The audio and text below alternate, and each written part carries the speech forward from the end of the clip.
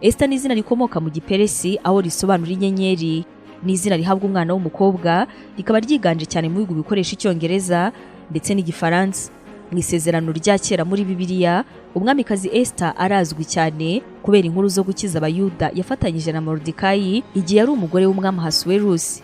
Esther ni umukobwa mu buzima bw'ukunda guhabwa impano, agakunda kuvuga inkuru no kuzumva cyane.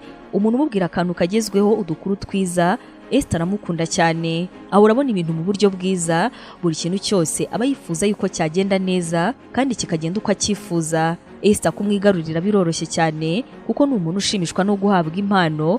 Mu yandi magambo, kumugenera impano biramushimisha cyane ku rwego rwo hejuru. Ahantu atuye, Esther ari umuntu uzwi cyane kubera yuko ahindura abantu vuba. Esther ni umukobwa uzi guhanga udushya, akagira isoni, ariko kandi byaba ngombwa akamenya cyane kuvugira mu ruhame, agakunda ibijyanye n'ubugeni, akishimira ubuzima bwe kandi akanga ahantu hari amatiku, abacantege ndetse n'abantu bose bashobora kumurakaza.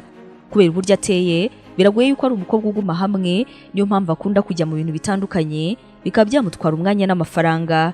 Esther biragoye yuko amenya ibyiyumviro bye bya burundu, kuko ni wa muntu urakara akanaseka kandi byose akaba yabikorera icyarimwe.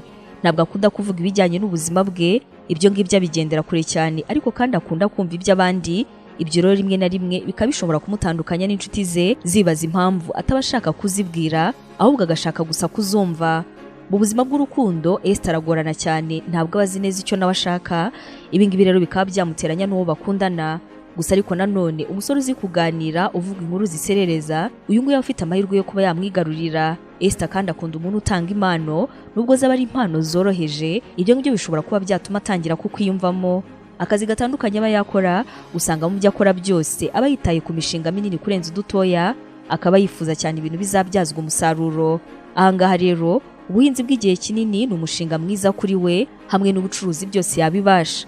Hanyuma kandi kuko ari umuntu ukunda kubara inkuru ndetse no kuzumva, Esther akaba yanabasha cyane ibijyanye n'itangazamakuru.